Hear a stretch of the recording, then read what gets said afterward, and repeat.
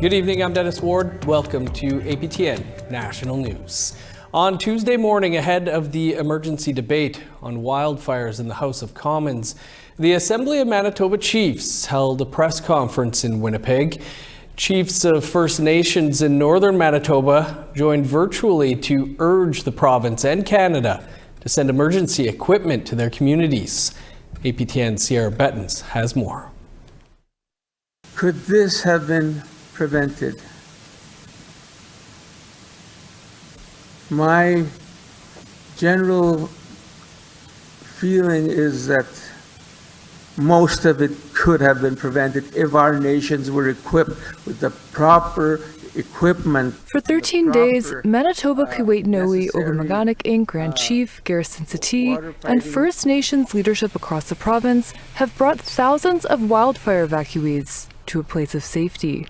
But impacted communities have told Sati there's not enough emergency and fire prevention equipment on the ground. They want to save their infrastructure. They want to protect their communities, but they don't have the equipment. Gordy Bear is a chief of Matthias Cologne Cree Nation, or Papatawagan, where all members, except some 50 essential workers, have been evacuated.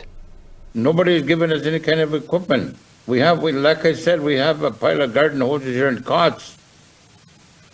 We don't need those cots. We have beds at home. If you give us equipment, we'll protect ourselves and we'll stop the fire.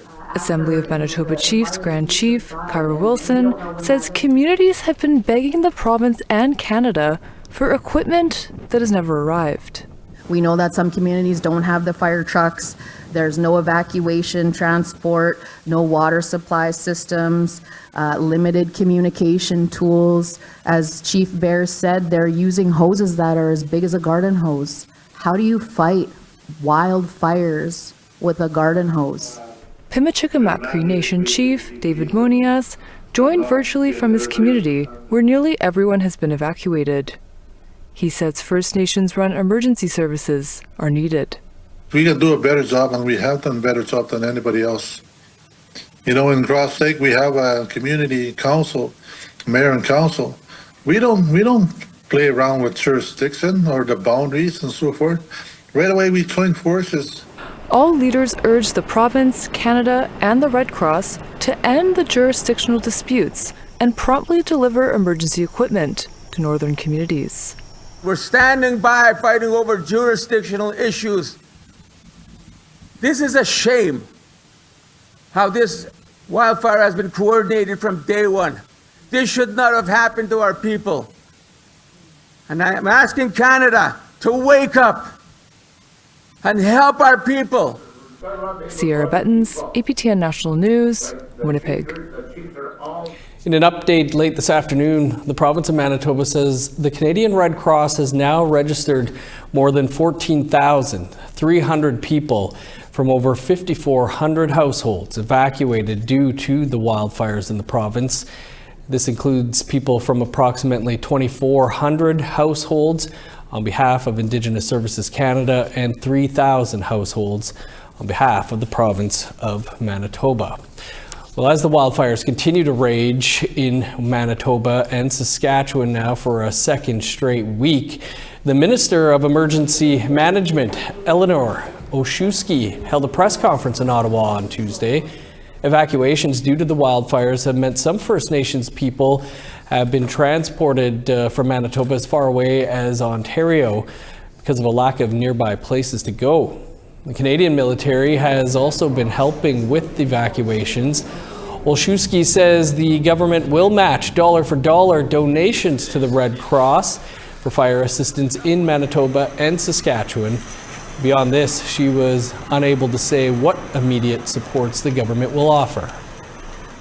There will be additional relief that will be provided to individuals, families, and communities with respect to not only assisting them with the effects of the wildfires, but also with respect to making sure that communities are more resilient in the future. So there's a number of different kinds of funding mechanisms that can be employed. And it's not just Manitoba and Saskatchewan, as dozens of wildfires continue to burn out of control from Ontario to British Columbia. 103 fires are currently deemed out of control in Canada, with most burning in the western part of the country. British Columbia has 74 active fires, Alberta 57, and Manitoba is currently experiencing 27 fires. To other news now, and yesterday Prime Minister Mark Carney met with the provincial and territorial premiers in Saskatoon to discuss strengthening Canada's economy. As APTN's Rachel May reports, there was consensus on working together for national economic unity, but not much detail on how they would do that. We discussed a wide range of potential nation-building projects, including, and this is far from exhaustive, the Western and Arctic Corridor, which, amongst other things, connects energy, critical minerals, and trade infrastructure, the Eastern Energy Partnership, critical minerals pathways, which include a range of critical mineral projects that premiers can speak to, the next stage of nuclear, from uranium to SMRs to large-scale nuclear, and a series of infrastructure investments for export diversification from ports to rails to last-mile roads. The premiers began arriving at TCU Place in Saskatoon yesterday with their priorities in their pockets. To be considered of national interest, projects had to strengthen Canada's autonomy, provide clear economic benefits, have high success potential, and support clean technology. When it was all over, neither the Prime Minister nor the premiers would say which projects would be moving forward. Prime Minister Carney said that was simply because there just wasn't enough time to discuss each project without overshadowing others. There is a long list of projects that bring the country together, diversify our markets, make us more resilient, create good jobs and growth, have very good prospects of Indigenous partnerships and beyond. Premier Danielle Smith says she looks forward to partnering with the federal government and the other premiers to help Alberta's oil and other natural resources support Canada's goal of being the strongest economy in the G7. Have to address issues, of course, of Indigenous ownership and equity partnership. You have to address issues, of course, of emissions and other environmental issues. But that's what I heard, is how do we have an all of the above approach? And I think that's very encouraging. The press conference ended with Manitoba Premier Wab Kinew addressing the ongoing wildfire crisis affecting the prairie provinces. I want to say thank you. And it's in these moments of emergency and in these moments of crisis where you see the true nature of Canadians shine through. And I think that we need to be proud of that and to take a moment to thank folks for stepping up in the way that they have through our state of emergency. The leaders of Canada's Indigenous groups were not at the meeting, but the consensus among the premiers and Carney was that whatever nation-building projects went ahead, they must do so with Indigenous input. Rachel May, APTN National News, Saskatoon. To BC now, where the search for a 24-year-old man who went missing in 2023 from Merritt has come to a tragic end. Miguel Mack was last seen in the early morning hours at this 7-Eleven store in downtown Merritt, BC. APTN National News joined the family in 2023 while they searched waterways, abandoned buildings, and fields. Throughout the investigation, RCMP concluded that there was foul play involved and called his case a homicide. His family posted on social media this week that his remains were located. However, no other details were provided. We'll have more information on this story in the coming days. First Nations continue to push back over bills in a number of provinces. More on that coming up after the break.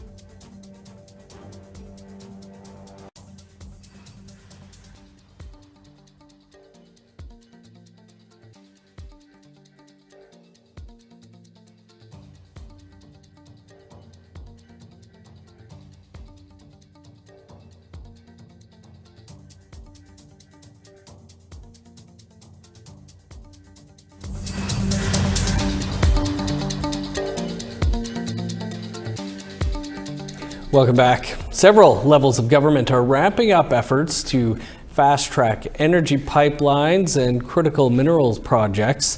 The recent throne speech says Ottawa wants the evaluation time for resource extraction projects reduced from 5 years to 2 years. The province of Ontario is also pushing ahead with Bill 5, which aims to create special economic zones where environmental assessment standards can be bypassed. It's to speed up projects like mining in Northern Ontario's Ring of Fire. This has upset First Nations across Canada. They say any project proposal must be done with free, prior, and informed consent. This morning, outside of Cabinet, Minister of Justice Sean Fraser was asked if this equals a veto.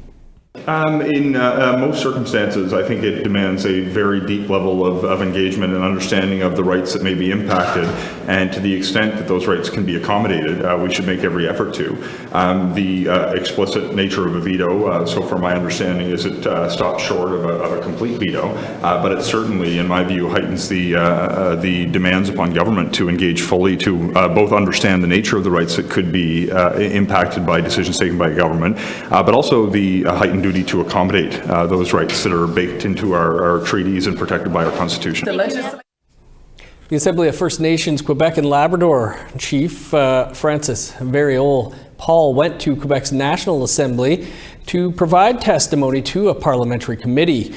It's Quebec legislation intended to modernize the forest industry, but some contesting it say it violates UNDRIP. Variol Paul was joined by chiefs from Lac-Simon, Pessamit, and Pequamanooj.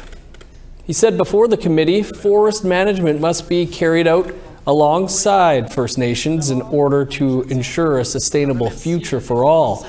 Variol Paul says a committee of First Nations leaders has been set up to meet with the Minister of Natural Resources and Forests, Maite Blanchette Vizina. Protests have erupted in response to the bill, which have included blockades and sending eviction notices to logging companies. After the committee, Minister Blanchette Vizina told reporters the government won't tolerate blocking roads, but the minister is willing to work with the AFN-QL on amending the bill.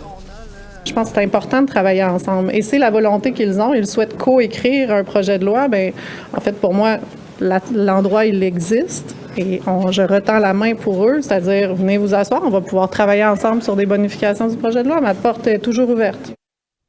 Meanwhile, the NDP government in BC has passed Bill 15, the Infrastructure Projects Act, which is aimed at fast-tracking infrastructure projects like building more hospitals, schools, and potentially more oil and gas projects. However, the First Nations Leadership Council and Union of BC Indian Chiefs says they were not consulted on this bill and say that this goes against the United Nations Declaration of Indigenous Rights, which BC adopted into law in 2019. Grand Chief Stuart Phillips says the latest move by the BC government could destabilize the relationship between the BC government and First Nations in the province. What we heard, obviously, is from the political side of the issue. And clearly, the First Nations have said that we're not going to allow our rights to be swept aside, our land rights, our water and human rights swept aside or trampled on. That's simply not going to happen. Furthermore, we're stating to the government that DRIPA is the law and it cannot be swept aside. We will not tolerate that. Still to come tonight, we'll speak with a reporter behind a new podcast looking at a pipeline company's attempts to rewrite the story on the Standing Rock movement. Stick around.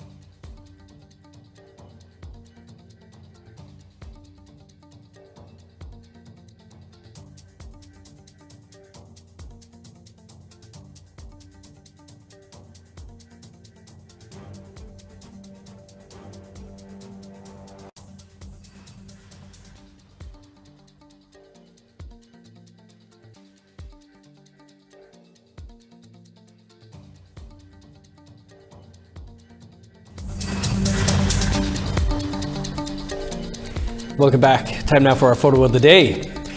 And James Moore wanted to share just one of many walleye he claims he caught and released at MacArthur Falls in Manitoba. Just kidding, James. Thanks for always sharing. For the chance to be our next photo of the day, you can send your pictures to share@aptn.ca. Now let's take a look at tomorrow's weather forecast. Starting on the East Coast, 27 in Fredericton and Halifax. 14 with rain in Kuujjuaq, rain in Nain and a high of 11. 32 under sunny skies in Montreal, showers and 22 in Val-d'Or. 21 with rain in Sault Ste. Marie, 28 in Ottawa. Rain and 25 in Thunder Bay, showers and 20 in Sioux Lookout. Smoke in God's Lake with a high of 12, smoky and 11 for Norway House. 22 with showers in Winnipeg, 20 and rain in Dauphin. 20 in Regina, 21 with showers in Saskatoon. 20 in Meadow Lake with rain, smoky and 18 in La Ronge. In northern Alberta, smoky and 22 in High Level, smoke and 19 in Fort McMurray. Sunny and 21 in Edmonton, 20 in Lethbridge. 18 in Vancouver, 25 in Kamloops.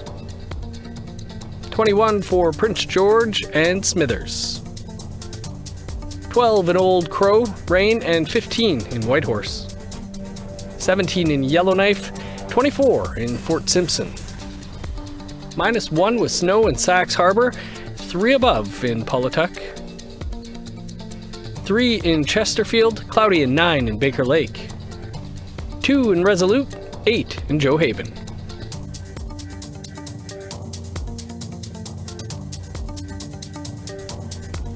A new season of the popular climate podcast Drilled is digging into the $700 million lawsuit brought forward by the company that built the Dakota Access Pipeline that could shut down Greenpeace. Drilled Season 12 Slapped looks at the efforts of pipeline company Energy Transfer to rewrite the story of the historic 2016 Standing Rock movement. The podcast is reported by Aileen Brown, who has done extensive investigative reporting on the events in Standing Rock. We spoke with her earlier. Aileen, great to speak with you. It's been a while since we last spoke, but certainly a lot of interest in this podcast that you've worked on with Tristan Atone and others. Can you remind our viewers first about the lawsuit Energy Transfer brought against Greenpeace and others? Yeah, sure. So the first version of this lawsuit was actually filed in 2017 as the Standing Rock movement in North Dakota was sort of winding down, or it had just wound down. The pipeline company Energy Transfer sued Greenpeace as well as a number of other individuals and organizations under the RICO Act, which is actually a law that was created to go after the mafia. The lawsuit also included a number of defamation claims. And between then and now, it's sort of shifted. The defendants ended up just being a few different Greenpeace organizations, apparently conspiring with each other. And the RICO suit, which was at a federal level, was dismissed, and the case was refiled in the state of North Dakota as a conspiracy suit. Well, as somebody who spent quite a bit of time down there, I don't really remember hearing about Greenpeace all that often, but there were some pretty big allegations here by the pipeline company about the role Greenpeace played in the protests in Standing Rock. What were some of those? And, you know, as somebody who's reported on this yourself quite extensively, how real are those allegations? Yeah, so, you know, I had the same reaction when I first heard about this lawsuit. I'd done so much coverage of Standing Rock, talked to so many people who were there, spent time there myself, and I had just never heard much about Greenpeace at all. But this lawsuit was basically claiming that Greenpeace was driving the Standing Rock movement, not the Standing Rock Sioux tribe, not grassroots Indigenous people, but this kind of outside big historically white-led nonprofit. So, you know, Energy Transfer wanted Greenpeace to pay for virtually all of their protest-related damages. I think the other really big issue with this suit is the defamation claims. So Energy Transfer was claiming that Greenpeace defamed the company by saying that Energy Transfer deliberately desecrated sacred sites. And it defamed the company by saying that the pipeline passed through tribal land. It was also allegedly defamation to say that police and private security used violence against nonviolent protesters. Those first two claims in particular are ones that the Standing Rock Sioux tribe still stands very clearly behind. And the third is, again, you and I both covered that movement, and we saw many people were watching the live feeds of police violence. So it really was sort of, and seemed to be an attempt to rewrite the story of Standing Rock. Yeah, as somebody who got shot at with rubber bullets, I don't recall blaming Greenpeace for that. But, you attended the trial as well for this podcast. What are some of the things that stuck out for you? Yeah, so, I think the makeup of the jury was one of the most remarkable things. I found that 7 of the 11 jurors and alternates that were kind of there to decide the case had economic ties to the fossil fuel industry. I think a couple, if I remember correctly, had family members who were a part of law enforcement and responded to the protests. And a lot of people expressed, negative feelings about the Standing Rock movement. This is a pretty relatively rural place, the county where it was tried, and thousands of people showed up that people didn't know. So people really that community felt that their lives were disrupted, and they really didn't like the protests. So those were the ones that were going to decide what happened. I think I was also just struck, I think the whole time I was sitting in that trial, I was waiting for a smoking gun, and I didn't really hear one. Greenpeace certainly played a role on the ground at Standing Rock. They gave some money and I think personnel support to a group that was providing nonviolent direct action training on the ground, so kind of like protest training in a way, but it was a small number of people from Greenpeace that showed up. It was a relatively small amount of money, and again, Energy Transfer is saying that this organization is responsible for their PR costs, their security costs. They bought a ranch that the pipeline where their drill pad was located. They wanted Greenpeace to pay for that. And some of these expenses were incurred before Greenpeace arrived, as well as years after they left. So it was pretty remarkable. Aileen, so much we could talk about. Of course, Greenpeace lost the suit, ordered to pay hundreds of millions of dollars. The podcast is going to get into what the verdict means for Indigenous rights and climate activists and free speech. Part 1 is out now. Aileen, thanks so much for talking to us about it. Can't wait to hear it all. Thank you. And that is all the time we have for your APTN National News for this Tuesday. We will be back here tomorrow at 1 p.m. Eastern Time with your first look at the day's news. As always, for news anytime, you can visit our website, aptnnews.ca. I'm Dennis Ward. Marcy McGuitch, thanks for being with us. Have a great night.